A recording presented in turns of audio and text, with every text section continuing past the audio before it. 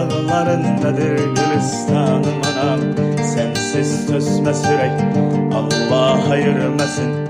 Gederi zulmet geçer sensiz anım anam. Şöhretim şanım anam, elim atsanım anam.